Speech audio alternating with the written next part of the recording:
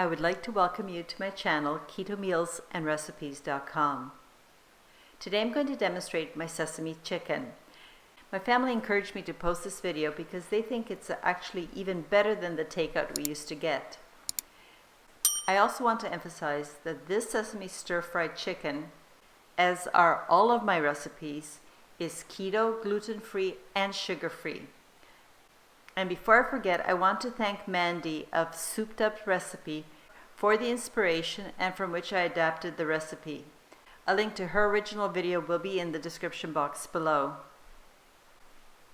In this video, as well as making this entree, I will also show you how to make this sesame chicken into a complete meal. And all you have to do is simply add a few side dishes such as my stir-fried cauli rice and a bit of red bell pepper. But there are other side dishes you can add as well. I think you'll also appreciate that not only the stir-fry and the side dishes make a complete meal, but you can make it really quickly, and it should take you about 30 minutes in total. I also want to let you know that not only is this a really delicious meal, but all of this comes together for a fraction of the cost of takeout food. And you'll also find that this is a budget recipe. The macronutrient ratio for the sesame chicken is 2.3 to 1, with 4.7 grams of total carbs, 1.4 grams of dietary fiber, resulting in 3.3 grams of net carbs per serving of the sesame chicken. So let's get started. On this table I'm showing you all of the ingredients I'll be using in this recipe. And as I make this stir fry, I will also explain why I made some of the choices in ingredient or steps. For example, for this stir-fried chicken, I prefer to use chicken thighs because the meat stays juicier and moist and tender rather than using the breast portion of the chicken.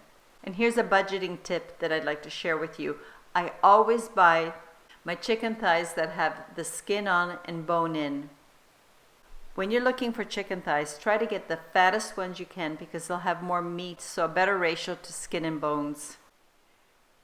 But in this recipe, you don't use the bones in the chicken thighs. That's correct. So all you'll have to do is cut out the bones, which I have shown you in a step-by-step detailed video from which this segment of video is taken from. In fact, it was my keto ginger soy chicken stir-fry video, and the deboning starts at the 1.03 mark in the video. All important links are in the description box below. There's another benefit of getting a whole chicken thigh and removing the bones yourself. When you remove all the bones, you should gather up and save all the bones, put them in a freezer-safe container, because you can use these bones to make chicken stock or bone broth. After doing this step, I take the deboned chicken thighs and put them into a very large bowl. Fill this bowl with water and pour in some white vinegar.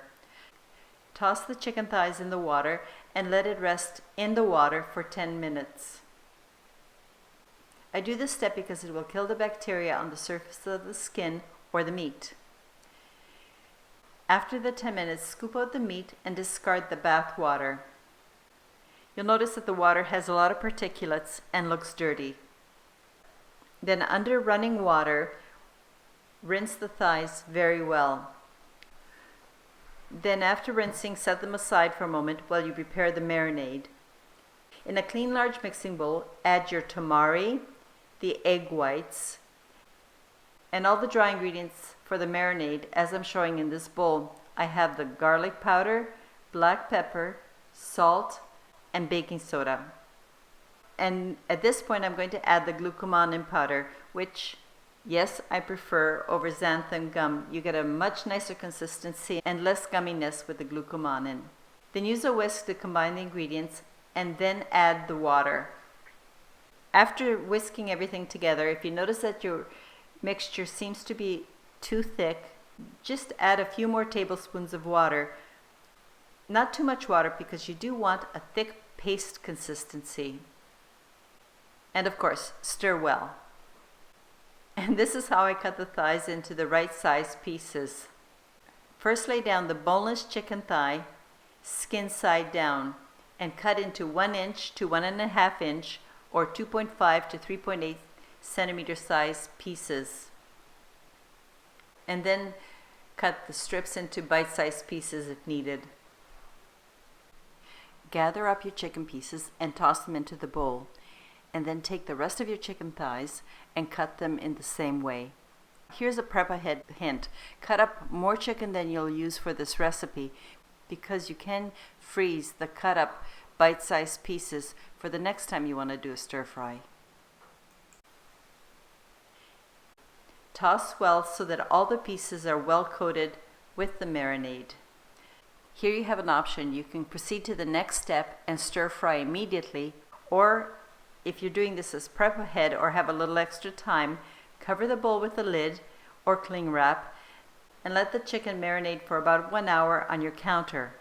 Or if you're doing this as a prep ahead, alternatively you could transfer this bowl into the refrigerator and let it rest overnight. After the meat has been marinated, and if you did let it rest in the refrigerator, take it out of the refrigerator and let it rest on your counter so that the meat can come to room temperature before proceeding. For this next step, you can either use a baking sheet or a large serving platter as I am. Spread about half of the whey protein powder you've weighed out. By the way, this is a zero-carb protein replacement for a flour coating. It's also a replacement for a seed or nut flour. Using 2 forks, place the marinated chicken pieces in a single layer on top of the protein powder. Then either using your forks or your fingers, flip and coat the other side of each piece of chicken. This is about half of my total chicken, which I'm going to take and transfer onto a separate plate so I can repeat with the rest of the chicken pieces. Then to finish coating the rest of the pieces, just add a little bit more protein powder to your plate and then add more protein as you need it. You may find that you don't actually use up all of the protein. Because I'm only going to be feeding 2 people, I have divided the prepared pieces into 2 equal quantities. And I will be putting half into a freezer-safe container so that I can freeze the chicken, and then cover the chicken with cling wrap to reduce freezer burn. And don't forget to label and date your container. Because I find once everything is frozen, it's hard to tell what exactly it is. Now, time to do the first fry. Place your wok onto the stovetop, set to medium-high heat. Pour in and heat the oil to 380 degrees Fahrenheit, or about 190 to 195 centigrade.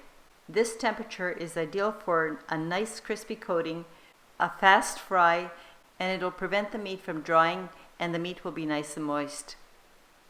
Carefully place the chicken pieces into the sizzling oil in a single layer. Fry for about 2 minutes on the first side, and you'll notice that it's starting to get light golden. Then using your tongs, flip each piece and fry for 1 more minute on the other side.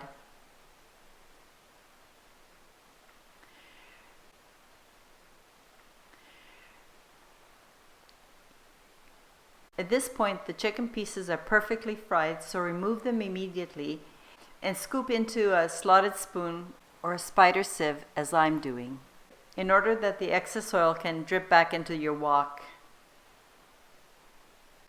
And I'm going to emphasize this. Remove the chicken pieces very quickly because you don't want them to over fry. Don't these fried chicken pieces look delicious? They smell so good. Once you've done your first batch, then just repeat until all the chicken pieces have been fried. When you're done, set the fried chicken pieces aside to rest while you prepare the final coating sauce. You'll have noticed that when you finish frying your chicken, you obviously had some leftover oil. This oil is really useful and tasty, so don't discard it. If you want, you can filter it through a sieve, but do save this oil because I'll be using it in a few minutes. Now it's time to make the final coating sauce. Into a small pot, add your sweetener, your sugar-free ketchup, tamari, water, and rice vinegar. Stir well to combine and then cook over medium heat, bringing this liquid to a light boil, and once it's boiling, cook for about 2 minutes and make sure that your sweetener is completely dissolved. into the same wok. You don't have to clean it. Transfer the sauce you just made from the small pot into the wok. To thicken the sauce so it sticks better to the chicken, sprinkle glucomannan over the surface of the liquid in the wok and stir to dissolve and thicken the sauce. As I'm cooking for 1 more minute, this sauce will thicken as it cools. And the final thing for the sesame chicken is to return your fried chicken back into the wok and toss gently as you reheat the chicken and cook for about 1 to 2 minutes. That's all there is to making a very tasty sesame chicken, and the last thing you have to do is sprinkle with either black or white roasted sesame seeds. Toss gently and you're all done. Now transfer to a serving platter and your entree is ready to serve. But today, as I mentioned, I'm making this into a complete meal, so I'm going to serve it with my stir-fried cauli rice. For this, I'm going to use some of the oil left over from frying the chicken. As I told you, this oil is still useful. When the oil is sizzling, then I drop in my homemade cauli rice, add a sprinkle of fine salt, and a sprinkle of ginger powder. Then toss as you saute the cauliflower rice until it is at the al dente stage. It should take about 3 to 4 minutes. Lastly, since I have a nice red bell pepper handy, I'm going to cut it into long strips, and I'm also going to stir fry this with a little more of my reserved oil until the bell pepper or capsicum are at the al dente stage. This was about 2 minutes. Now it's time to plate and serve my meal. The first thing I add is my ginger garlic cauli rice. Add a few bell pepper strips, and finally place my sesame chicken pieces on top of the cauli rice like this. I know that you can't smell the wonderful aroma of this entire meal, but I hope you will agree that it does look as good as a serving of takeout, or dare I say even as good as what would be served at a nice Asian American restaurant. I think you should know that this is an Americanized Asian recipe, not something you would find in China, for example. But it is very good. I would really appreciate it if you would leave me a comment and let me know what you think of this budget-friendly, complete meal, which again is a fraction of the cost that you would pay for a single serving of takeout. Thank you very much for taking the time to watch my video. In future videos, I will be focusing on budget-friendly recipes and how to make them into complete meals. I want you to know that you can still eat a variety of delicious foods. You don't have to give up any of your favorite takeouts, but you do have to spend a little bit of time and make these recipes yourself. And if there's a particular takeout meal that you would like me to consider making, please leave me a comment. I love suggestions from you. Since you came to watch my video, you and I are both focusing on a healthy lifestyle, and I hope that my videos will teach you how to cook, as well as give you information so you can make wise decisions and make and enjoy the recipes. And if you want more recipes, check out the end links or previously posted videos, and most of all, I ask that you come back when I post my next video. Until next time, stay healthy and have a wonderful day. Cheers!